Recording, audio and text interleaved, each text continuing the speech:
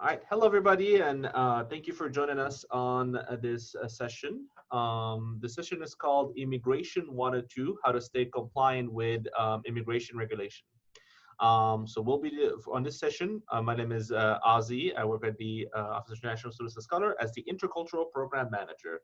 I'm joined in today by Miho Patani, Assistant Director of the Office of International Students and Scholars, who will be as well answering as well a lot of your immigration questions as they come by.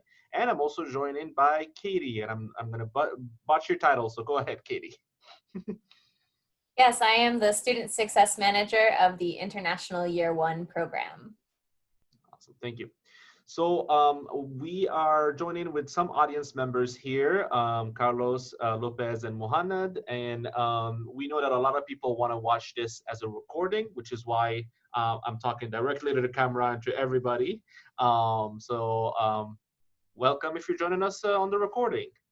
So the goal of today is to really do a follow-up on the immigration session that is on your orientation modules. So in your Canvas orientation modules, you should have access to an orientation module that talks about some of the basics of being an international students in the United States. We're going to go over some of those concepts again a little bit, but not as deeply as in the module. And we're going to go a little bit more about certain things we know about how to be prepared for the future of being an international student in the United States, as a lot of things can kind of come back to you a lot later and say, oh, I should have done this on day one. So this is why we're kind of having this as a recording, so you're able to know, oh yeah, this is important. All right. So first of all, we have two very important types of students that we work with. We got F1 students like Mohamed, and then we got J1 students like Carlos or Charlie. And we also have students who are just not F1 nor J1 yet, like Lopez. So those are three very different types of students that we're working with. So that's awesome. We really have a divided, represented audience here today. Sometimes we'll be mentioning things. A lot of what we mention are about F1 students, but it's gonna be something that we're gonna try and say, oh, by the way, J1 students don't have to do this, or by the way, students who are not here yet probably can do this to prepare. And then, so first, I'm gonna talk a little bit about kind of what are the basic kind of documents that we are going to be working with, or that we need to know about. So Miho, we're going to be using your old PowerPoint here. So I'm going to share, and then feel free to kind of pop in as we talk more about it. All right, let's see if I can no, I don't want to do this. Sorry, I'm trying to make sure I do the proper share screening, but that's harder than I would like. So this will be in the recording, but whatever.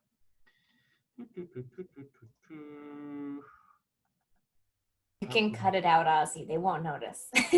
That's true. I can have Michelle cut it out from the video. That is true, but people think you're so smooth, and you're absolutely, which I am not. So I'm gonna just hit share screen right now, even though it's not exactly what I want it to be, but we'll go from there.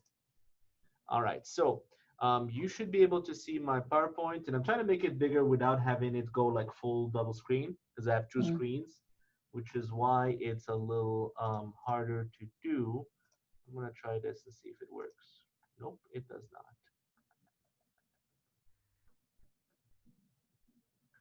Oh, whatever. Okay, so so the first thing I'm going to talk about is the documents that you start with. So most of you here will have or have already something called an I-20. So an I-20 is going to be the main document that you'll be using for the rest of your stay in the United States. For J1 students, we have DS 2019. So that's the other document that is similar to it, but for J1 students. Both these documents are very important for you to keep.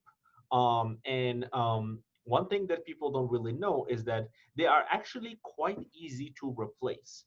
So we are asking for, first of all, to always have a copy of the I-20. The original one should always be in your possession. If you're ever asked for an I-20, it's 99% of the time it is a photocopy that they need. You will never be asked to give your original I-20 with you to someone. If you happen to lose it or simply have coffee spilled on it or anything like that, that's okay. That's not the end of the world. We have a lot of times students who come in and say, "Oh my God, I lost my I-20. It's the end of the world as we know it." No, we can reprint it. It's okay. We do have to kind of come in and contact us in our office, so we're able to do so. The I-20 has a CVIS number.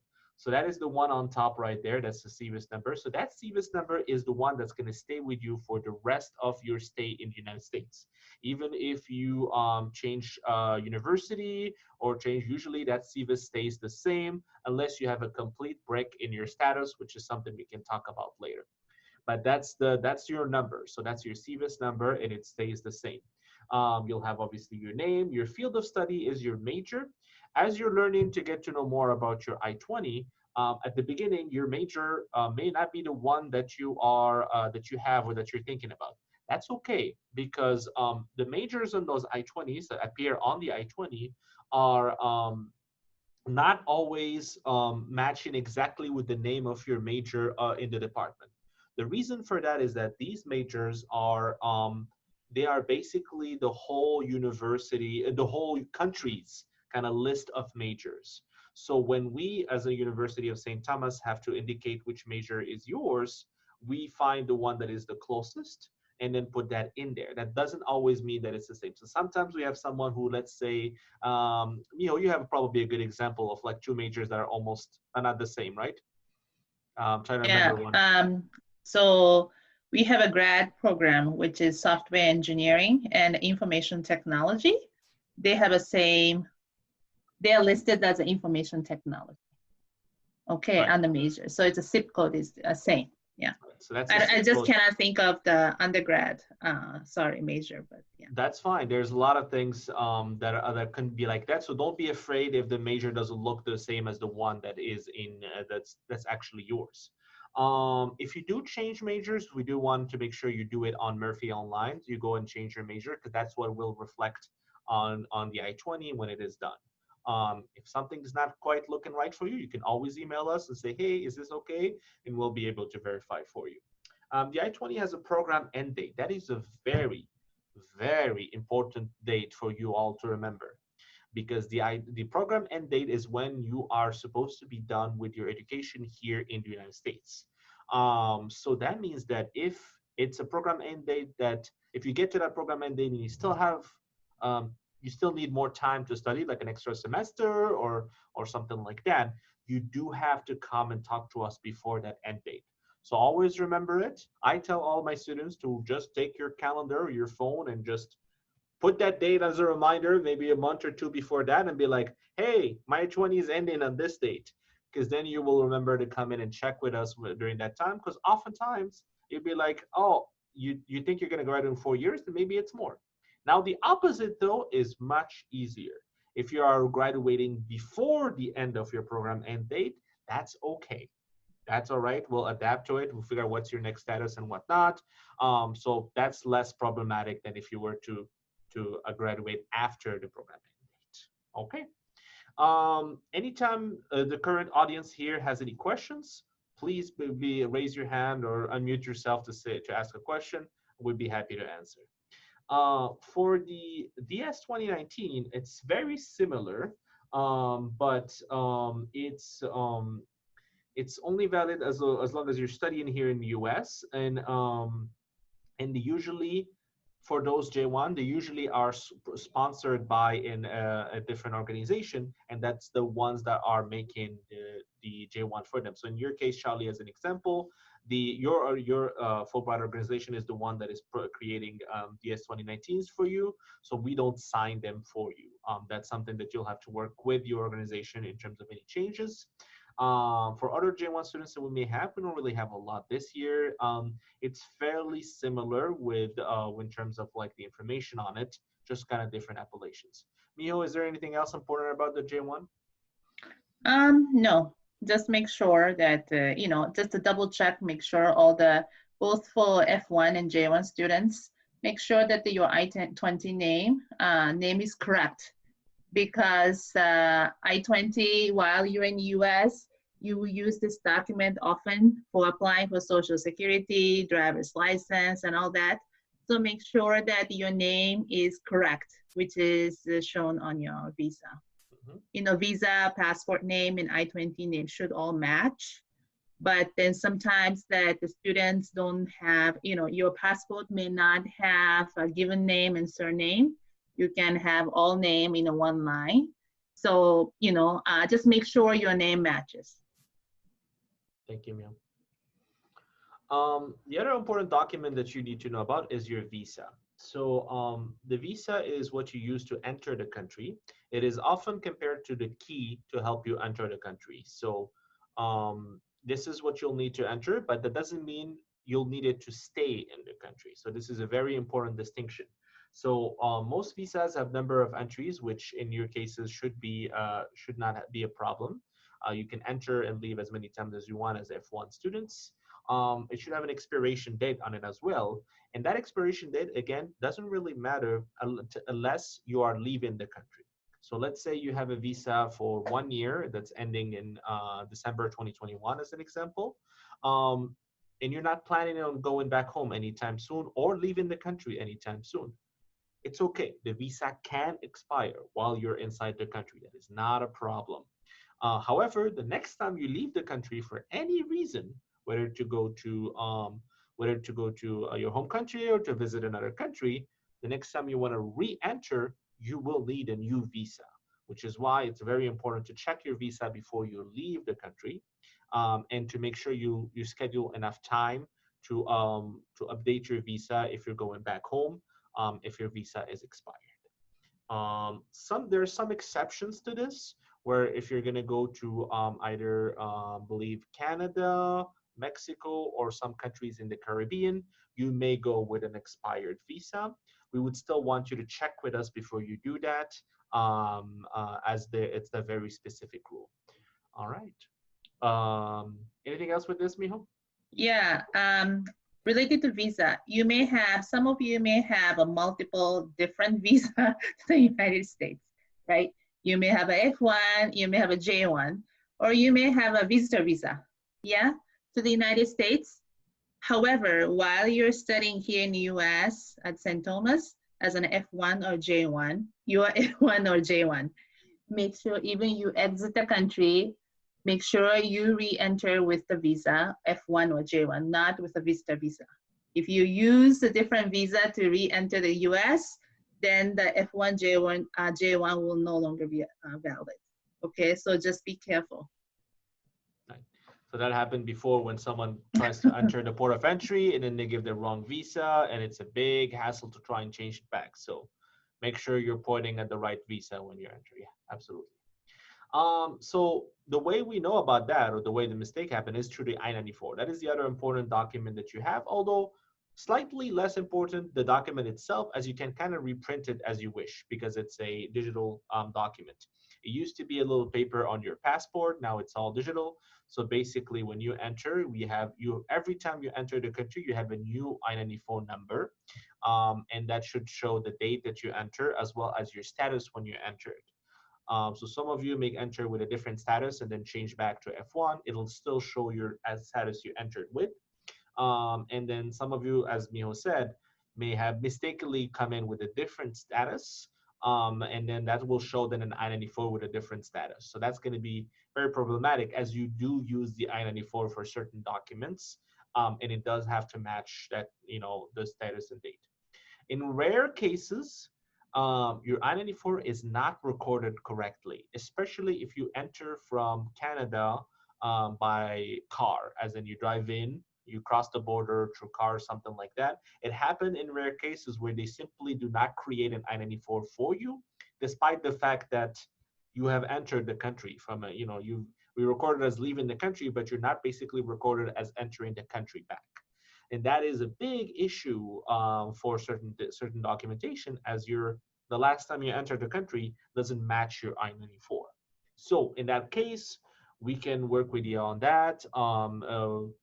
Actually, we can just help you call the I-94. So CBP, what is CBP? Border Patrol, right? So that they help you kind of create a new I-94 for you. Just kind of make sure to mention to people if you do happen to be in a situation where you're going to enter Canada by car, maybe kind of talk to us before that so we can give you some advice. For those who are currently in the United States, I would like you to go tonight, to go to the 94, this Homeland Security website. And you just go to Google, put the Google I-94, and that will take you to the, Ozzy, thank you. So if you Google I-94, this is going to be the official website for the I-94. So let me show you how to get that. So you can say get most recent I-94 right here. And then consent, and then you would put in your first name, last name, birth date, passport number, and passport country of issuance. And I believe, Miho, correct me if I'm wrong, anybody can do it, including J1 students, right? Correct. Yep. And so then retrieve, just to get the I-94 printed out for your record, and just make sure that all the name, your name, your visa status, and your entry date to the United States is correct, and keep it for your record. Because and then if somehow that the I-94 is not coming up, let us know, because that might be something that we may have to request a data fix. But it's good data document to have, because you will need this if you're applying for Social Security again later on. So this, do it this evening. Do it when you can, absolutely. All right, so so those are some of the most important documents that you'll have with you. Obviously, your passport itself is going to be very important as well. We don't recommend that you walk around with your passport. Make a photocopy of it and then keep that with you. That's going to be much better than walking around with your passport. Another very important thing is that while we did say that your visa can expire, your passport should never expire. So the passport itself has an end date, and that end date should never come in while you're inside the United States. You can work with your embassy or your consulate or go back home to renew your passport before it expires, as being in a country with an expired passport is not legal and could get you into a lot of trouble if you get arrested or get any kind of issues with the law, as that could be ground for some major issues. So don't let your passport expire. All right. So and then I'm sorry, one thing that if your passport, probably if you're all new to this country, probably your passport is still new. But if your passport is expiring anytime soon, you can renew your passport with the embassy consulate in the US. However, because of the COVID-19, lots of embassy and consulate is taking a long time, or they have a very much restriction. So make sure you act accordingly. Yeah. Absolutely. So in your orientation modules, which you should all have access to, we talked a lot about employment and kind of the type of employment that you can do in the United States. We're just going to do a quick refresher here, which is basically that you can work on campus 20 hours per week during the semester, 40 hours during J term and the summer term. Those do not need any special permission. If you don't have a social security yet, you can go to our website to request the form that will help you go to the Social Security office to request an SSN. Other than that, it's pretty basic in terms of working on campus. Now, working off campus is a whole different story, which again, the video does cover, but as a reminder, you do have to wait a full year before you can work on campus, off campus, a full year, which is 2 full semesters in the United States. Now, this could be in any institution. So if you are a transfer student from another institution, those years count as well. However, years in an English language center do not count. It has to be a 4-year or 2-year university institution, and that's what counts in terms of like completing the 2 full semester in the United States before you can apply for employment. Employment off campus is still something you have to apply for with our office to work with. You have to get a special permission to do so, which is called CPT. So in summary, you always come talk to us before you work off campus. Always. Do not accept a job. Do not go in. Well, sorry, let me correct that. You can accept a job, but you simply cannot start working until you come and talk to us, so we can figure out with you what's the best way to do so. So set up an appointment, and that's something that we can work with you on. So we're not going to go too much in details about that because it's already covered in your modules. Um, Another important thing to know about is travel. So travel is another very important thing. So if you do want to travel, in the back of your I-20 and also in your DS 2019, you have a travel signature, which is something that we help you sign before you travel. That allows us to tell CBP that you were in status by the time you left the country. So it's something that CBP is looking for often. So the signature that you currently have in your I-20s or DS 2019 should be valid for up to, we say up to 6 months. So basically a good rule is to come in and talk to us before you do that signature, before you travel. Before you travel, come in and talk to us so we can kind of get that signature, or you can call us and say, hey, I'm traveling, I just want to make sure my signature is still valid. That's something that you can do as well. So that's basically the kind of short for that. You do need, if you're going to go to a different country, you obviously need a visa to enter that country. That doesn't mean that just having an American visa allows you to go anywhere. You still need to work with those countries you're visiting to be able to enter them. So that's kind of some of the main things that in terms of like paperwork, general paperwork. Now I wanted to go over some very important things, which are your responsibilities to maintain the F1 status. So there's a nice little kind of scary slide that we're gonna show. Remember, Miho, the one about simple mistake can lead you to have your F1 terminated. So while there are not a lot of ways to get an F1, there's a lot of ways to lose it, which is why we have this nice big list of things you could do that could potentially cause you to lose your F1 status. So some of them are, the first one is not registering full-time each term. As an F1 student, you are required to register full-time every full semester, so fall and spring. If by the end of the registration period you're not fully registered, that is ground for us to terminate you. So unless you have a special reason, which you can come and talk to us about before the end of that phase, you do need to be registered full time. Now, full time is 12 credits for undergraduate students and 6 credits for graduate students. So make sure to do that absolutely every semester. Not registering at all during fall or spring is also ground for termination, because that also doesn't hit the maximum. So if you're not registered at all, that is, we could terminate your status. Starting work, dropping a class prior to OISS authorization, it goes back to that same rule. We want you to be full-time.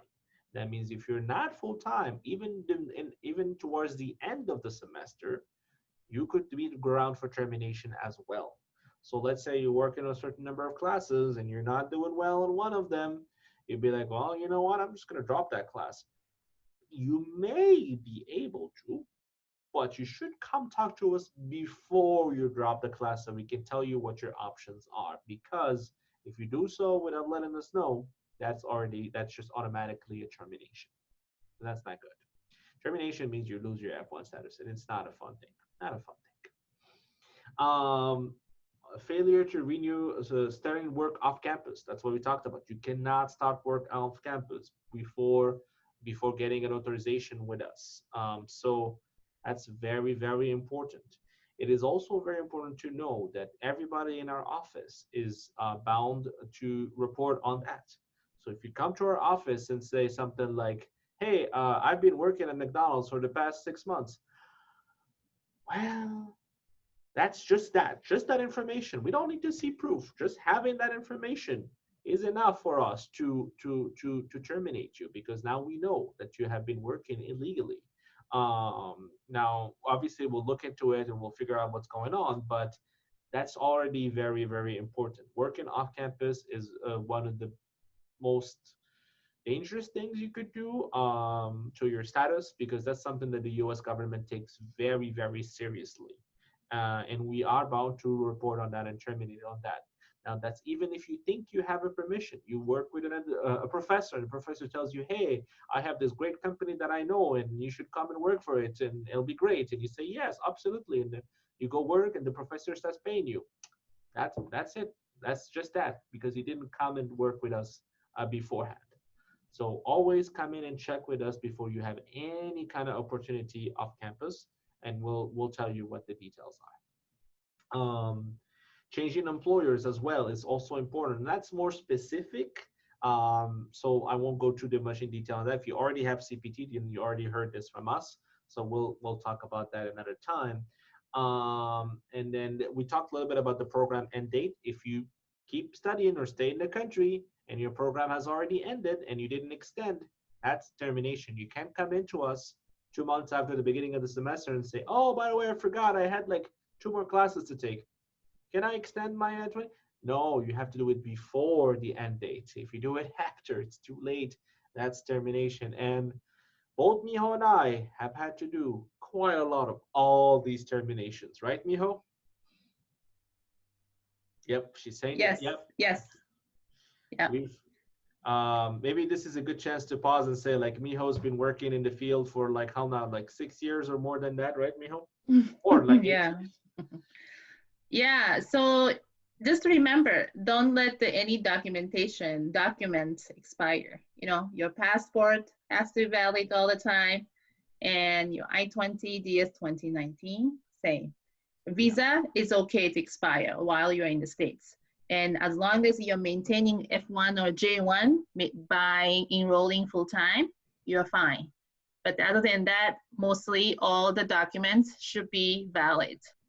Okay, and then whenever there's changes happen, like your address change, you know, your major change and all that, you need to talk to us. Absolutely. Yeah, you covered the rest of them. Mm-hmm. Awesome. Okay, sorry. Yeah. Yep, no, that's good. One more thing that we wanted to talk about is something that we kind of are discovering more and more this past few days, a few months, is the idea of maintaining your documents. So as you're starting your life in the United States, and this might not be applicable a lot to you, Charlie, since you're only here for 1 year, but others may be here for more than 1 year and may be thinking about other things in the future. One good rule that we're kind of slowly discovering is to keep every document you're ever given by the government, by us, keep it. And what do we mean by keep it? The best way to do so, create a Google Drive or OneDrive or whatever kind of digital kind of drive that you have. Scan those documents, put them in a nice little folder. You can organize them by year, you can organize them by type, whatever you want, and just put every document you ever get, whether it is the I-20, passports, DS 2019s, the letter that you have been approved for Social Security, your Social Security, anything, CPTs, if you do start doing CPT, any form that you sign, anything that you do, just keep it, put it in the scan, put it in the folder. You will not regret doing that. I'm going to even go above. Keep a copy of every syllabus of every class that you take. Every class that you take has a syllabus. Take that syllabus, save it, and put it in a folder. At the end of a class, you have an attendance sheet. Sometimes you can ask a professor for an attendance report, like where you have been attending class. Keep that. The reason we're asking this is because sometimes We have people who've been in the United States for maybe, let's say, 6 years. They're doing their undergrad, they're doing their master's here, and sometimes on year 6, they ask for some documents that they had in year 1. Things like, oh, we need a copy of every single I-20 you ever had. They do that. Or sometimes some are asked, oh, we need a copy of every syllabus of every class you took during your master's program. They ask that. Or sometimes they're asking for, like, you know what? We need an attendance report to make sure that you have been attending classes. And nobody saves those, or nobody saved those in the past. So now we're telling all new students, save that stuff. Everything you have, save it. You may never need it, but who knows? I would even go as far again. If you get a job on campus or you get a job off campus, save your pays. When you have a pay stub or anything like that, save it every month. Put it in a folder. Every information you have, just put it in a folder. It'll be giant, but you know what? It will help you. Maybe you're thinking of doing something like a green card. It will help you. Maybe you're thinking of applying for a work authorization. It will help you. Maybe you're applying to buy a house. Sometimes they ask for things as well. I've had that too as an international student. They were asking for some documents that I just was like, what? You need a proof that I've been renting for a year? Well, I should have kept that. It's honestly kind of crazy how useful it is to keep all the documents you have. So that's kind of some advice that I have for you all. So that's some of the things we wanted to cover. We have one more topic we wanted to cover, which is scams. Very important. So scams there are people that are trying to take all your money, and they're gonna try and call you. There's a very simple advice for this. Don't give any information over the phone to anybody you don't know, or even anybody who pretends to be someone you know. Don't give information over the phone. Immigration, Social Security, taxes, banks are not going to ask your information over the phone. They will never, ever do that. Anybody who asks you anything, you can always say, I'm going to go talk to the OISS office first. And come in and say, if they really need you, they will call you again, or they will email you, or they will send you a letter. They will not be like, you need to answer now or you are arrested. Never, will never happen. And believe us, it has happened to many of our students who have lost a lot of money because someone called them and said, oh, you need to pay us $10,000 because you broke your immigration regulation or immigration rule. No, it will never happen. So always, whenever you get a phone call and you're even a little bit suspicious about it, just come talk to us first and say, hey, I got this call, what should I do? And we will help you. That includes email. If you get an email that looks like, oh, they're asking for a lot of information, I'm not sure, email us and ask us, and we'll be happy to help you understand if it's a scam. 99% of the chance, it's a scam. Mm-hmm. Even if it is, like, let's say you think you're getting a call from your bank and they're asking for you to confirm information. Typically, you need to confirm your information if you are the person calling, but not if they're calling you. If someone calls you and does ask for information, what I usually do, absolutely come to OISS, but another thing that you could do is just say, I'm sorry, I can't talk right now. I'll call you back. Do not use the phone number they give you. Go to your bank website and call the phone number there. Yep. Or go to your, your doctor's website and call the phone number there. Mm-hmm. And say, hey, did you guys call me? Yep. And then most of the time they'll say, no, we never called you. And you'll be like, yeah, as you said, yeah, very rarely would they like ask for information if they're the ones calling. Never. It would never happen. Yeah, go ahead, Mia. So, like Ozzy said that any government agency will never call you in person to your phone, okay? But however, nowadays, all this technology, everything is so developed right? The number that shows on the phone ID may exactly same as what's shown on the website, okay? But still, they will never call you in person, okay? The tax season coming up soon in the spring, and then right now there's a lot of immigration thing going on. You may get the phone call, and they may say, I'm from USCIS agent, this one. And then when you look at the phone number, oh, that's exactly same as what's shown on your website, but still, they will never call you in person, okay? It's very scary when you get the actual call. It sounds very scary, but hang up and block the number, okay? You don't even need to answer the phone. And if they really need, they will leave a message for you, okay? You don't need to pick up the phone, okay? So just remember, and if that happens to you, you can report to us, and there is a channel that we can report to those scams as well. So just be careful. But remember, they're not gonna call you. They will always write a letter and send it to you. Okay. Absolutely. Yeah, I and scam calls are very popular in the US. So like I just stop answering the phone completely if I don't know the actual person, like I'm not the one who saved the number in my phone, or if it's someone that I'm expecting to call, they will leave a voicemail, and then I answer and I say, hey, you left a voicemail. Let's talk about whatever. I never answer the phone because it's easier that way, honestly. And it just never provide your personal information. You know, your phone number, your birthday, of course, never social security number, just never provide your personal information. And they're very smart because they will call and say, huh? They will wait for you to say, hi, this is Ozzy. And then they will say, hello, Ozzy. Is this Ozzy? Or like, we've been trying to reach Ozzy because they heard you say your name. For me, I always say just hello and just wait. 99% of the time, they just hang because they're like, oh, shoot, he's not saying his name. And they just hang. They're that smart. Like, they hear a name and they're like, oh, hey, we've been calling for this Ozzy. No, you just heard me say my name. So, yeah, it happens.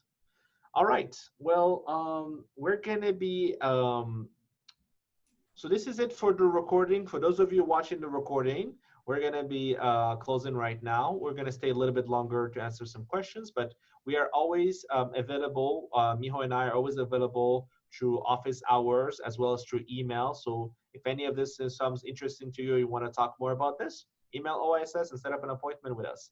Ozzy, when are office hours? Sure. Office hours are Monday to Thursday, 11 to 1.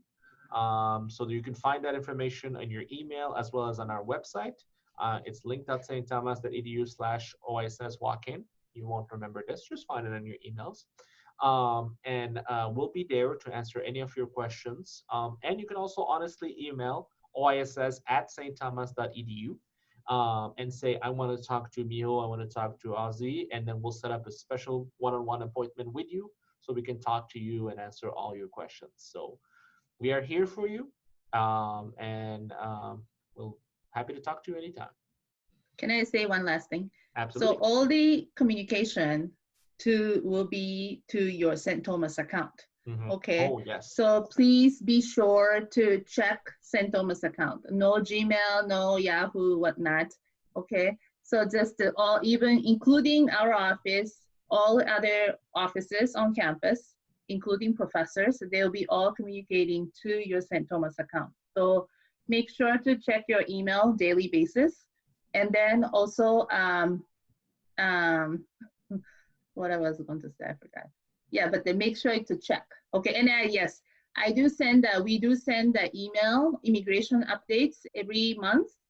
Usually the first week of the month, every month, okay? So just to make sure to pay attention to those emails because we include all the important things that you have to know. So make sure that those emails will not go to your junk mail folder, okay? All right. Okie dokie. So, bye-bye, everybody.